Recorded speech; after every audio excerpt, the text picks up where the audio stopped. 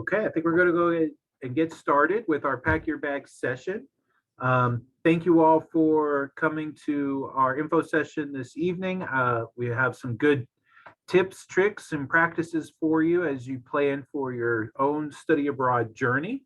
I hope some of you are going to be getting out this summer, maybe even next fall, or maybe we have some people who are just thinking about study abroad and wanted to hop in. We welcome everybody here this evening.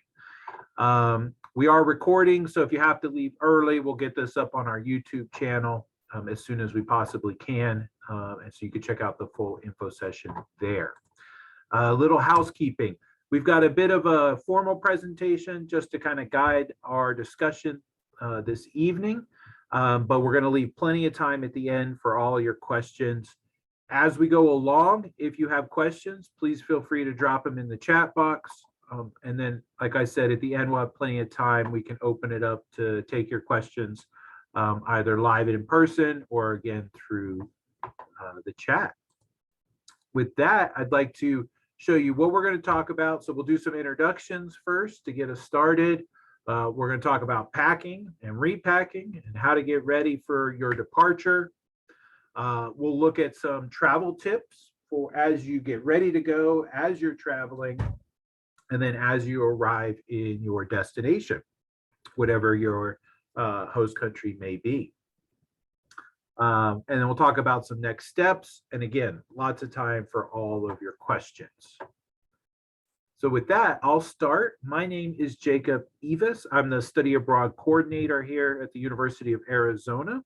I also oversee our peer advising program. I did my own study abroad semester. I did spring semester of my sophomore year in Australia, Adelaide, South Australia. And my packing mantra is three mantras, essentially. Less is more, pack twice, and buy experiences. So hopefully some of the tips and tricks that we show you or talk about this evening will help you get to that, get to a place where you're able to pack where you feel comfortable, like you have what you need, but also that you're able to get out there and have a lot of great experiences on study abroad. And I will have my colleague introduce herself. Hi, everyone. I'm Claire. So I'm a peer advisor for study abroad, and I studied abroad in London during the fall 2021 semester. So I just got back a couple months ago. I hope I can offer some insight into what is good to pack, kind of help with general questions as well. And my packing mantra is to leave rooms for souvenirs. Yeah, and Claire, did you follow your own packing mantra while you were in London? Nope. I packed to the brim, and then I had to leave some stuff behind, which was sad, but it was all right. Fair enough. And as Claire mentioned, she's one of our peer advisors.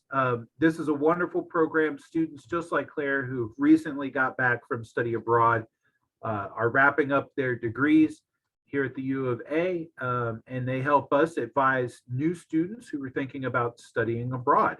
Or if you're planning on going on study abroad, you could meet with someone like Claire to talk about their experiences.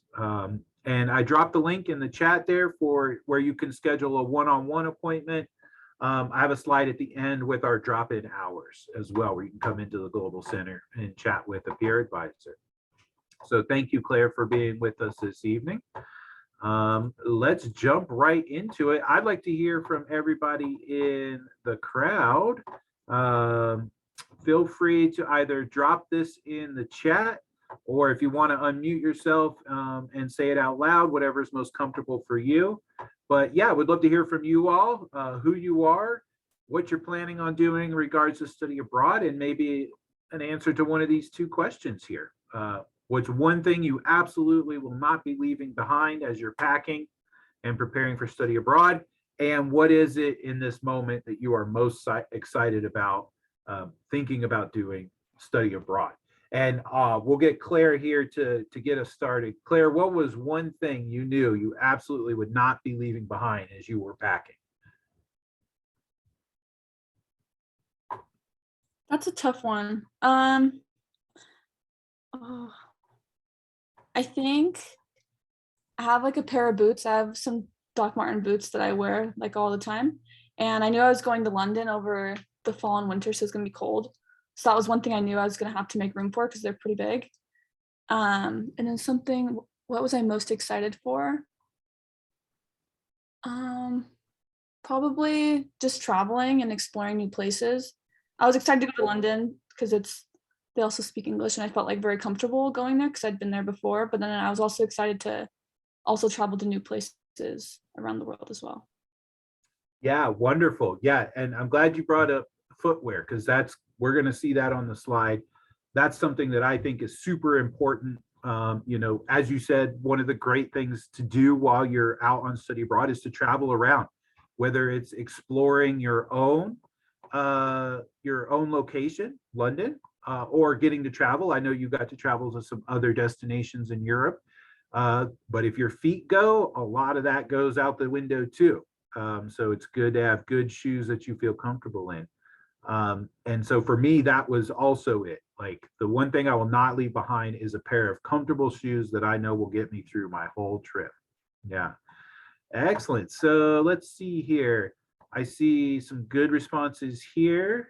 Welcome, Kristen. Couldn't leave behind my phone. Want to take pictures? Claire and I were just talking about this before we started the info session this evening. Yeah, and it's so easy now, right? To take pictures on your phone. We can take a million pictures. I'm not so old that I didn't have a digital camera when I went on study abroad, but close enough. It certainly felt like there was a limit, whereas now it is unlimited photos. So that's really awesome. Okay, Mr. White, yep, a parent here for her daughter going to France. Good, excellent. Thank you for listening in on your daughter's behalf. Like I said, we'll try and get this posted up on our YouTube channel. We have an older version of this same one on our YouTube channel as well. And I'll put a link in the chat here in a bit for that. Keely's going to Rome. Yep, excited to travel all over Europe. Yep, one of the great benefits of traveling to Europe, getting to see some other countries. And Karma says passport, wallet, and ID. Yes, and we can't wait to be immersed in the foreign language, make great connections, and eat new foods. That's what I'm most excited about when it comes to traveling. All my peer advisors know this. If you've been to any of my info sessions before, you know this, that I love to talk about food, share food travel stories, food recipes, whatever it is. That's how I access culture. So that's always something that I am most excited about, whether traveling overseas or even for my own study abroad journey. I was excited to get out there and try some new things. So wonderful. Well, welcome everybody, and thank you so much for coming in this evening. We're talking about packing tips. So what we did is we sort of surveyed our peer advisors, all the staff here at Study Abroad, our returned students, the students that are coming back, and we said, we're going to be talking to the students preparing to go on study abroad about packing, about traveling. What are your tips? So I've got probably another 5 slides of a lot of packing tips here. So I'm going to kind of go through these. I'm not going to try and read everything, but just kind of talk to you about the philosophy behind this, what we recommend, and how you can go about this. If you have ideas, suggestions, drop them in the chat. We want to hear them. And everybody has something to contribute. I'm always looking for new things to incorporate. So feel free to drop your advice in the chat as well as your questions. As I said at the beginning, my mantra is pack twice, right? And this is something that I thought was a little silly preparing for my own study abroad. But I did it anyway, and it was the best thing that I could have done, especially for myself going so far away to Australia for so long. I was going to be there for 5 months, and I was packing for leaving here in the winter, arriving there, of course, Southern Hemisphere, it's the middle of summer there, but then being there long enough that I would move through summer, fall, and even into Australian winter, which was pretty mild, but rainy and stuff like that. So I was kind of prepping for a few different seasons. And so repacking, reevaluating, you know, is something that really helped me to get it dialed down and not have so much stuff for traveling overseas. Now, I know some of our audience here may be going to Europe. You're traveling for a shorter amount of time than for a semester. So maybe you can get away with something smaller, right? The length of your stay will really have an impact on how you go about planning. And Claire, I'm curious from you, as you were preparing to go to London, you sort of touched on this and the notorious London weather. Did you do any research ahead of time that you used in your packing and prepping for going on study abroad? Were you online looking at stuff, or did you just kind of pack as best as you could and hope it worked out when you arrived? So I did do some research. I was like looking up like average weather and stuff each month, and like I knew it was going to rain a lot, but I still wasn't like fully prepared for how cold it was going to be, especially because I'm from Arizona. So there was nothing to like fully prepare me for that, but like doing my research and like seeing what exactly it's going to be like is really helpful. And repacking too. I like kept repacking and I would forget so many things, and then I'm like, oh my gosh, how could I forget an umbrella? Like so many things like that. But Yeah, absolutely. Yeah. Yeah. And, you know, it's also, you have to kind of take into account, right, what you absolutely need or what you want.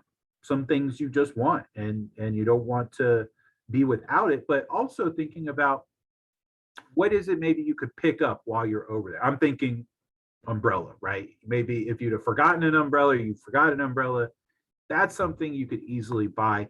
And that could be a cool souvenir item for yourself too, right? You bought an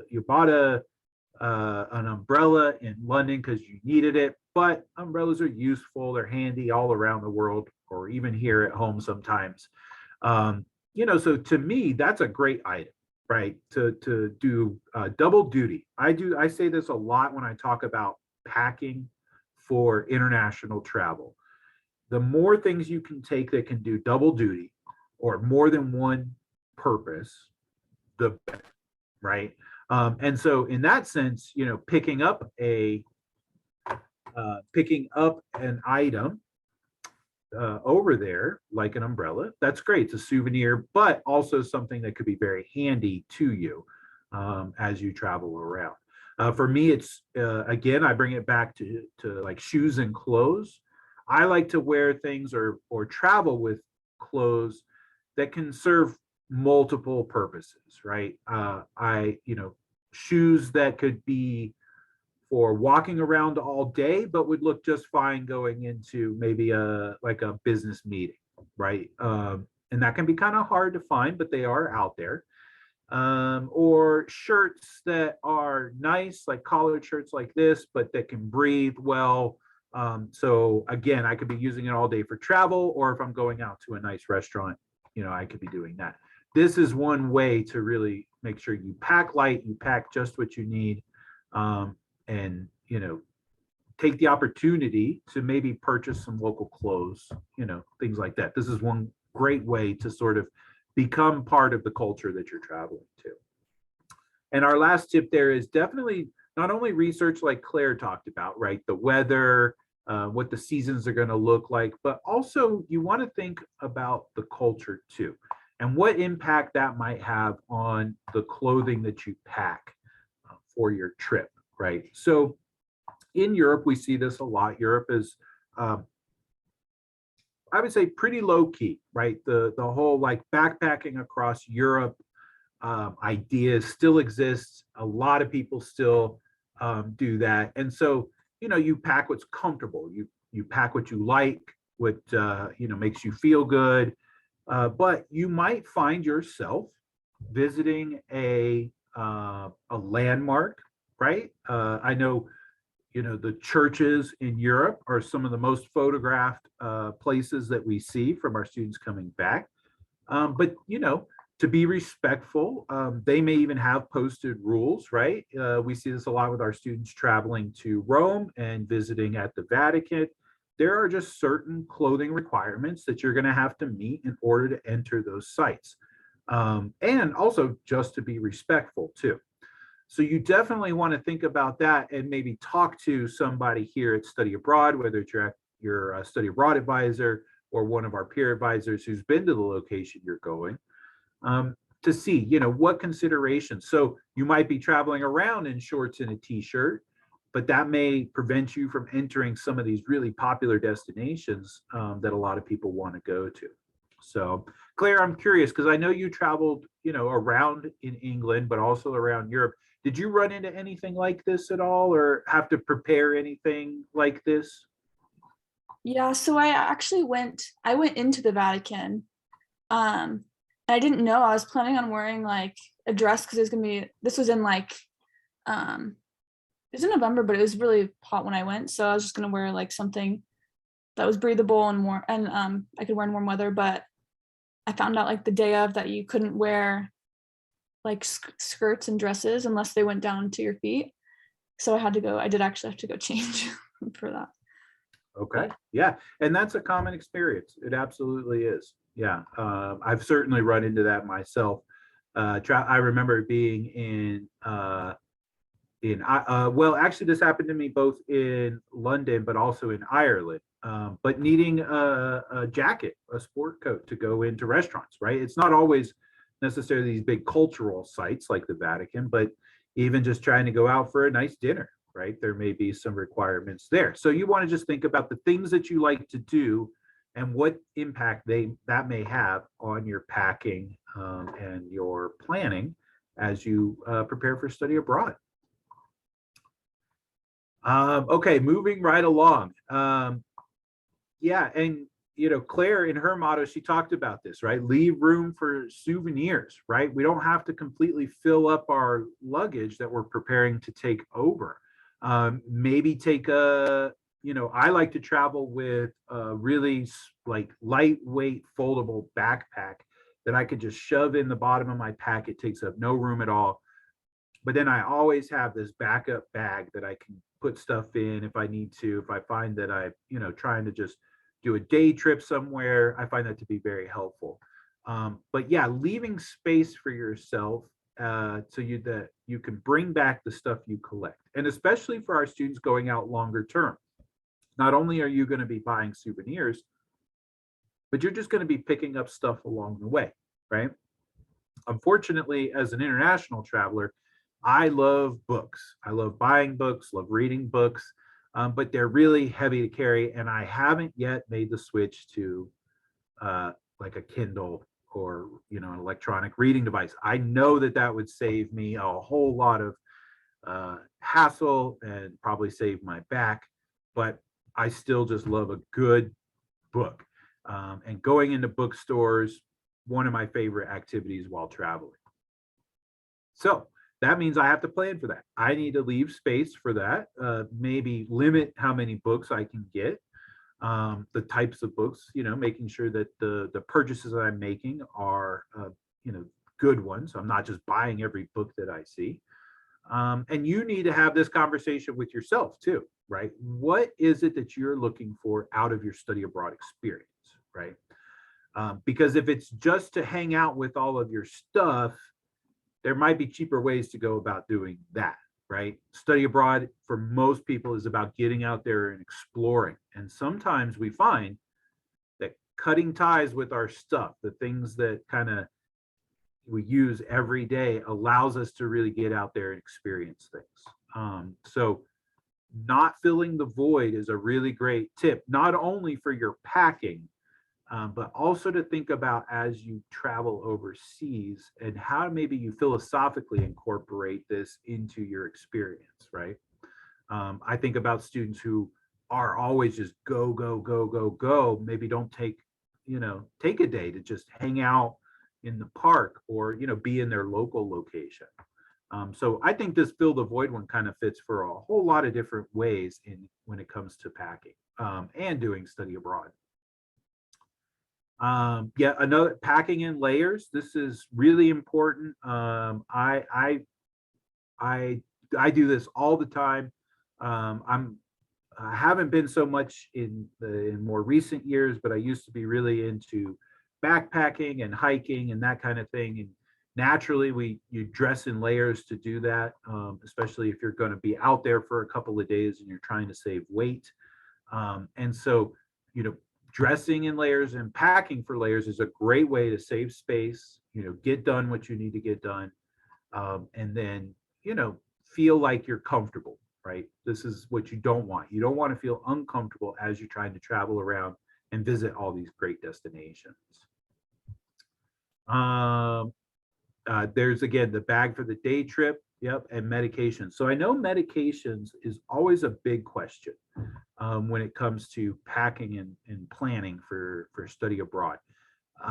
And we go into this a little bit more in your pre-departure orientation, which for anybody who's going out on this for this summer, you should have already been enrolled in your pre-departure orientation. If you have committed to your summer trip, then you've been automatically enrolled in the pre-departure orientation. And we do cover a lot of health and safety. There's also some coverage of packing. So we do get into that, but I did want to make sure that I talked about it in tonight's session. If this applies to you, if you need to take special medication with you, or if you take something that is more over the counter, right? I think something like allergy pills.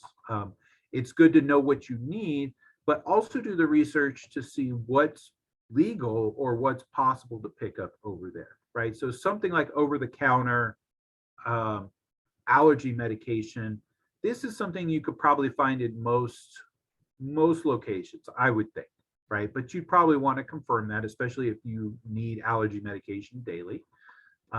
But if your medication is something that's prescribed to you and something that is not over the counter, you want to make sure that you've done some research and talk to your study abroad advisor about what that looks like to your destination. Because some countries, it'll look the same as the US. Some countries it'll be a lot more strict as to how you can bring prescription medication into that country.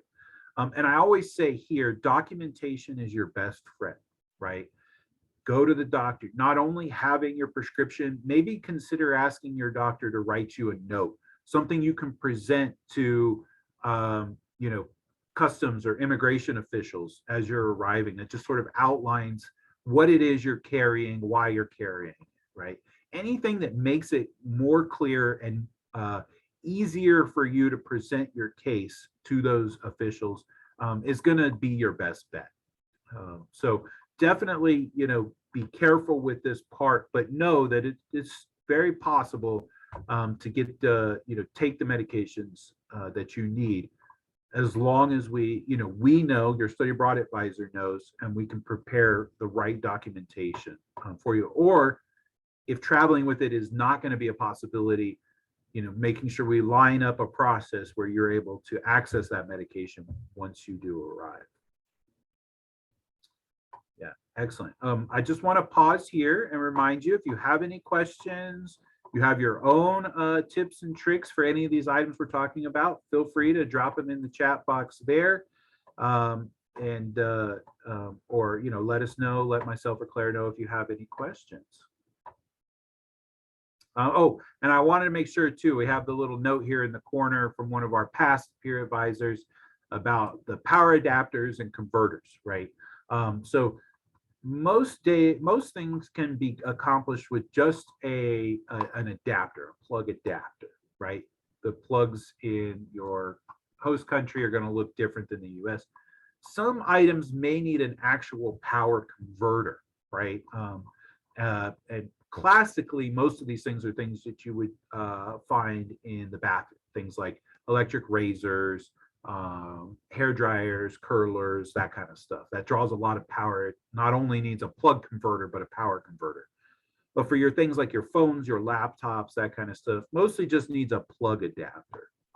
And you can get like a universal one pretty cheaply, almost anywhere these days. Claire, did you, I assume you picked up some sort of adapter because I know in the UK they're using a whole different system. Yeah, so what I did is I bought one universal adapter because I knew I was going to travel around Europe as well, just to kind of save money and just get one that I could use everywhere.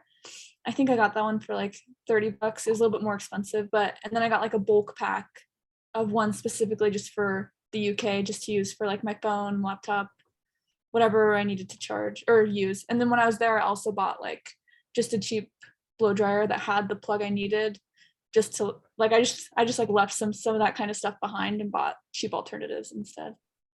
Yeah, good. That's great. I love to hear that. Yeah, because some of these, I definitely want students to be taking what you want, right? But if you can get away with not packing it, not traveling with it, and picking up something on the other end, like Claire did, I think that's really the best way to go about it.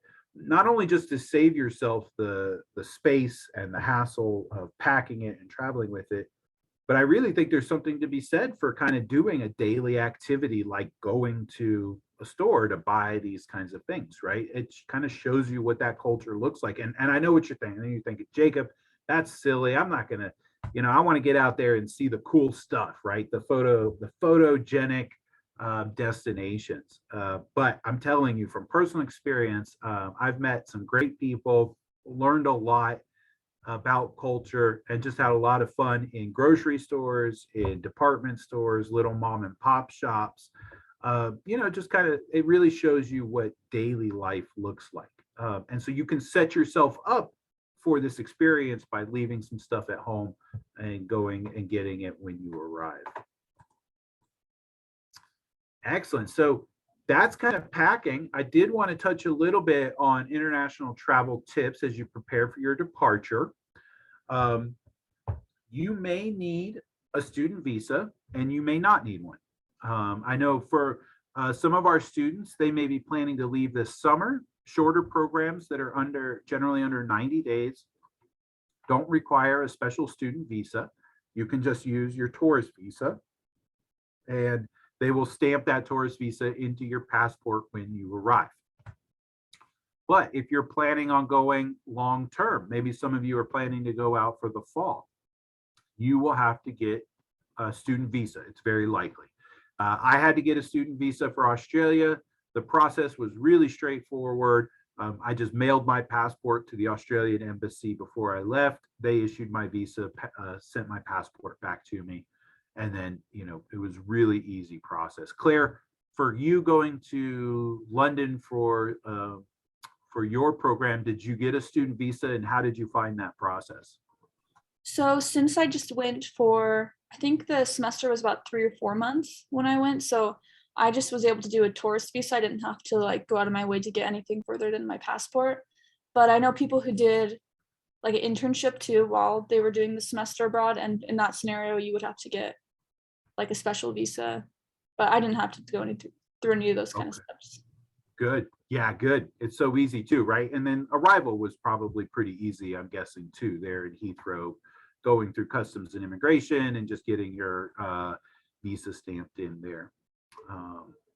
Yeah, and then plan to arrive early, right? For our students going out on summer trips, you should already know what your latest arrival day is, where you need to be on what day the program starts. If you don't know that, you should be asking your faculty lead or your study abroad advisor. If you can, arrive early. I did this. I arrived in Australia about 2.5 weeks before the start of classes, mostly because I needed to find housing. I was in a very special situation where the program I went on did not have any student housing. They had an office that helped us find our own kind of private housing, but we had to arrive early to make sure that we could get that situated before the start of classes. But then I also was able to stay on later after my studies ended. My student visa was good for a period of, I think, 6 months total. And so I was able to arrive early and stay late as part of that. Something you'll want to find out too. Claire, did you arrive early? Did you stay later? Or were you just kind of right on the dates that you needed to be there? So I went right on the dates I need to be there, but looking back, I do wish I went definitely earlier because it's a long flight. And the day I got there too was like orientation, like walking around campus, get to know you dinners, like all this stuff was on like that first day that I got there. And I'd been up for like 20 hours. Like it was just, I mean, it was fine, but it would have been nice to have that extra time to like get comfortable, like see what's around, just explore a little bit more. Yeah, absolutely. Yeah. Of course, as you're arriving, right, for kind of shorter term students, the summer, your finance stuff may be a little bit easier than for going out longer term. But you want to make sure that you're asking your bank, you're talking to your credit card company, and understanding what it's going to be like to use those as you arrive.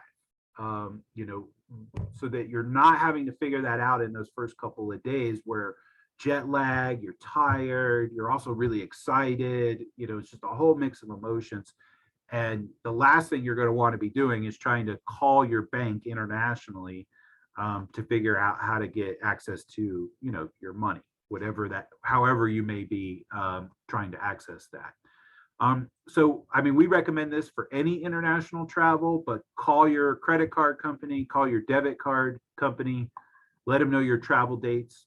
The worst thing that could happen, other than your card being stolen, is that you try to use it and then they cancel it because they think somebody's trying to have a free vacation on your dime. So whenever I'm traveling internationally, I always call my bank and my credit card companies and let them know where I'm going, what my transit points are. So, if I have a layover on the East Coast somewhere, they're not canceling that card while I'm in the flight. And by the time I arrive in Europe, I have no access to my credit cards, right? So I tell them my transfer points, how long I'll be in the countries I'm going to be in, and when I plan to arrive back. And then also understanding if you're going to be using a debit card, how to, if there's any transaction fees, right, to pull that money out of an ATM. The other thing too that I mention a lot, just in case, your credit card, if you're planning on using a credit card, your credit card has a PIN number associated with it as well, very similar to your debit card. And I have run into places, especially in Europe, where I'm trying to use my credit card and it asks for a PIN number, right? It's kind of a two-factor authentication they've been using for a while overseas. We haven't really seen it much here yet, but we're starting to get the chips in our card and all of that.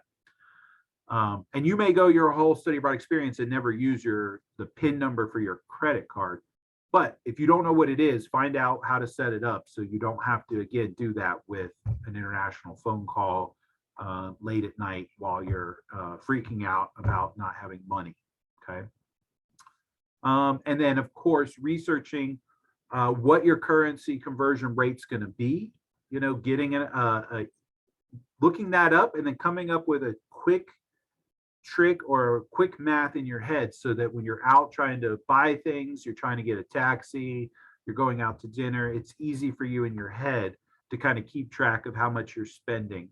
And if you can, it's good to convert some local currency before you go, right? Now, airports, they always have currency converters there. They will charge you a hefty fee. You can usually convert money at your destination at banks and stuff like this. But generally, the cheapest option, if you can, is to get some money before you leave. And I know, like, I have an account with Wells Fargo, and I can go to Wells Fargo. I can get euros, I can get British pounds, I can get Mexican pesos. There's a couple of other big currencies that I can get from Wells Fargo before I leave the country. So I really recommend doing that rather than doing it at the airport or even right when you arrive. Claire, did you do anything like this? Did you convert any money? Did you have any advice to offer to the audience? Yeah, so I used like my credit and debit card while abroad. Like I called and made sure everything was going to be okay when I was there. And before I went on like I hadn't planned any trips throughout Europe while I was there, but once I did, I like called them and let them know.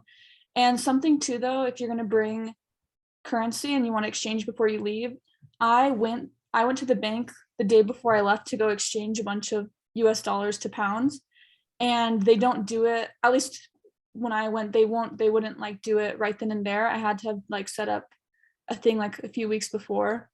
So I had to do it at the airport, and so the the currency exchange price was like a little bit more. So definitely like plan it out before you do that. Yeah, that's a good point. Yeah, I hadn't thought about that. Yeah, you might need to schedule it with your bank to get those foreign notes. So yeah, that's a great tip. Okay, we're on our way. Here we've got a list of what we consider carry-on essentials, right? So as you're preparing for traveling, if you're going to be going, traveling on a plane, you'll have the option to check a bag to do carry-on. Most people nowadays are trying to get everything in carry-on because they generally charge you fees for your check bags unless you have like a membership or a club card or something like that. I know with my American Airlines account, I get like the first 2 check bags free, I think, and then I have to pay after that. I can't remember. So it's good to know, what if you're going to be charged a fee for your check bag. But we do recommend taking a carry-on bag.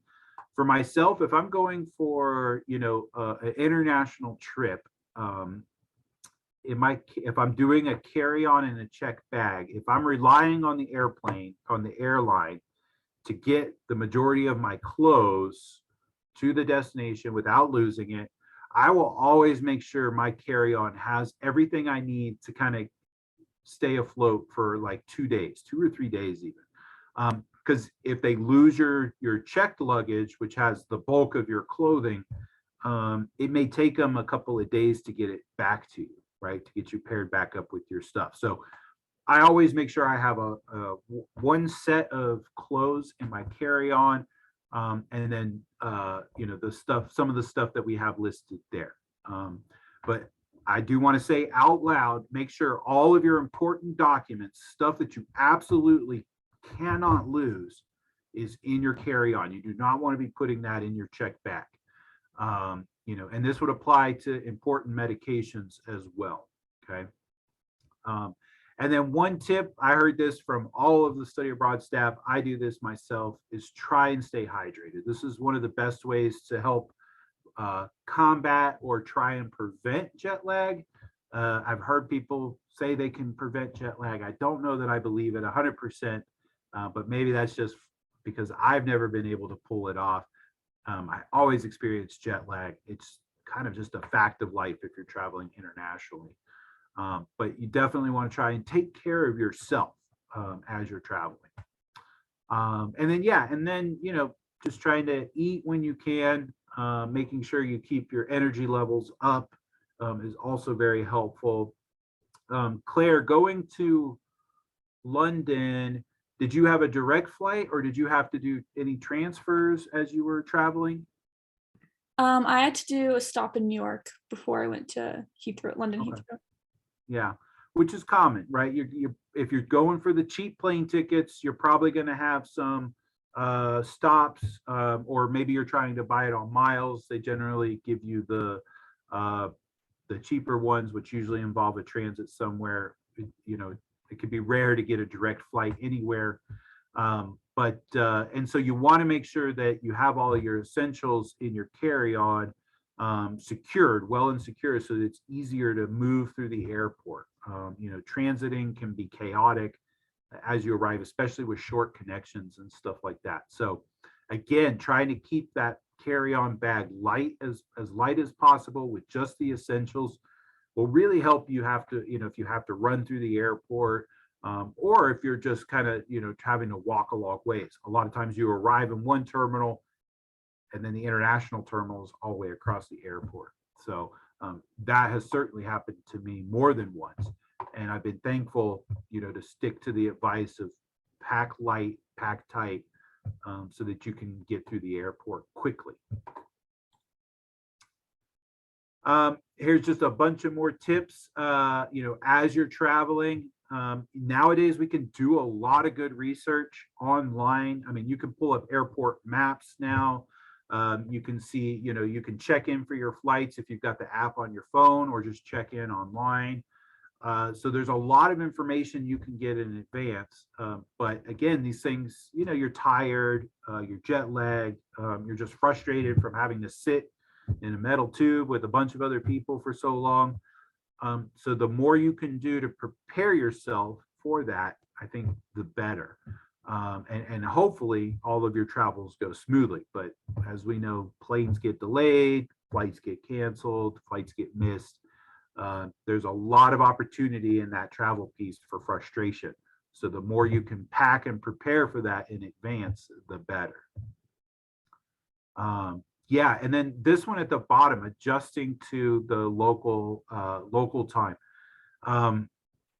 The quicker you can adjust to local time, the better off you are.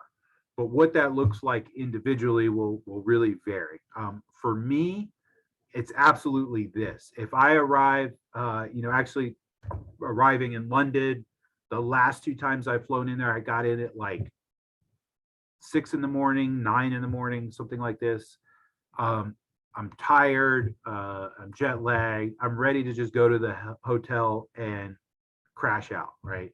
And that's the worst thing that you can actually do, I think. If you can stay up that whole day and go to sleep at the time that, after the sun sets on that day, you will find that your body starts to adjust a lot faster, and you can really get into the groove. Because those first couple of days, like Claire pointed out for her, like she was already like doing orientation, and she was already like getting to the business of being a student overseas. And that very well may be the case for some of you, and you want to make sure that you're ready to do that. So, take care of your health. Those days leading up to it, you're eating good, you're drinking lots of water, taking your vitamins, doing whatever it is that you do to stay healthy on a regular basis, but doing more of that just to prepare for this part of it, because traveling really can take it out of you. Claire, how was it for you? You said you arrived, you went through like orientation and welcome dinners.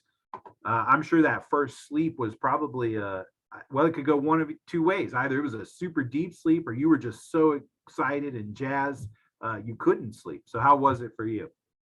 Yeah, so I got into London maybe at like noon, and then then it took, forever for customs to get my luggage and everything. So I probably got to campus around like 3, and then they had all the orientation stuff. We had like a group dinner and like socializing, and I like met a bunch of people. And so I probably went to bed at like 10, and then I actually ended up waking up really early, and I was mad because I wanted to keep sleeping, but I couldn't sleep. So I just got up and I like had the full day. And I think also like not sleeping in and getting up early and just starting on like their meal time, like waking up when the sun's up, trying to like get on that schedule right away is going to help you a lot.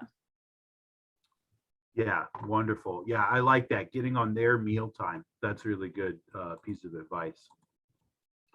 Okay, so for my last slide of recommendations here as you're in country, your passport is the most important thing next to your money, right? So you want to keep this with you or in as safe a location as you possibly can. If you're just going out for the day, you don't need to be carrying your passport. You're just risking losing it, having it stolen, getting it damaged in some way. You can certainly get replacement passports overseas to get back to the US, but the process is involved, and it'll just cut into your time and your experience on study abroad. You really do want to remember you're a guest in your host country, right? I know it's an exciting time. You want to get out there, be traveling, and we want you, whoever you are, to be having this experience, right? It's a very personal, deeply personal thing to travel internationally, but to go on study abroad. But we do want to be aware that we're guests in the host country. So, something like learning a few language or a few phrases, learning some of the local language, right? Now, Claire and I both went to countries where English is the predominant language, but there were certainly slang. that we picked up. I know I did. I had to adjust to the English that they spoke, especially in a classroom setting. Even though my professors were speaking in English, it was Australian English, and it absolutely took me 2 weeks to really be able to follow along word for word, right? It's just like watching a movie coming out of England. I was just watching an English movie the other day, and it took me like the first 5 minutes to get used to their accents, and then I was able to carry, follow along. But that's something you're going to have to adjust to, right? But it goes a long ways to show that that you want to be part of that culture. You want to be a guest there. And then when in doubt, just ask, right? Ask questions. I know so much these days is on our phone, right? I was having a conversation with a professor the other day about how, well, the professor was talking about way back in the day, like in the 70s, 80s, doing study abroad. We didn't have Google Maps, right? We didn't have WhatsApp. We didn't have these ways of kind of connecting to get where we needed to go. And the professor was saying, students got lost, but that was part of the adventure, but they always found where they needed to go in the end. Nowadays, we kind of are maybe a little too reliant on technology, right? So maybe you plan to use your phone, right, to dial up an Uber when you arrive, but your phone's dead or you don't have a local SIM card yet. Are you going to be able to get where you need to go without it?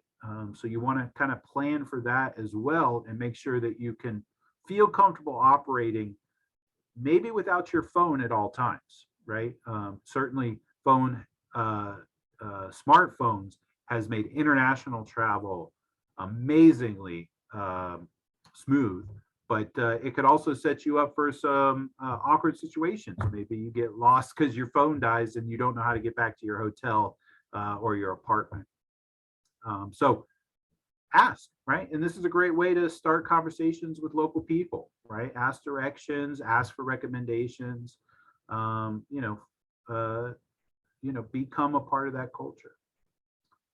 Claire, any last tips in this regard, like for, the day-to-day stuff, anything that you learned in your time in London and the rest of Europe that you'd like to pass on?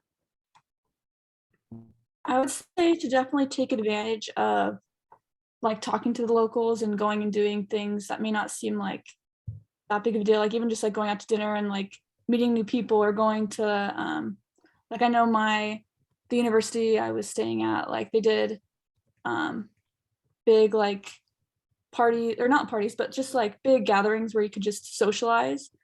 And I went like the first time and I was like, okay, like I was just bored, but it ended up being like where I met all my like best friends while I was there. So I think it's important to even do things that maybe you might think are like a little bit uncomfortable, but sometimes it ends up being a great learning opportunity. Yeah, that's wonderful. I couldn't have said it better myself, Claire. Thank you. If you haven't already, hop on our Start Your Journey website. We've got resources for students at all phases of the study abroad experience. So definitely make sure that you hop on there. If you need help with anything, or you just want to chat with one of our peer advisors like Claire about, what it's going to be like to go overseas for the rest of this semester, drop-in hours 2 to 5 in the afternoon here at the Global Center. We're the old Park Student Union, if you remember that. We're on Park Avenue here between University and 6. You can come in any afternoon and chat with us. I really recommend, if you're on Instagram, if that's your thing, hop on our Instagram page. We have a really good group of study abroad ambassadors who are overseas doing their study abroad journeys now.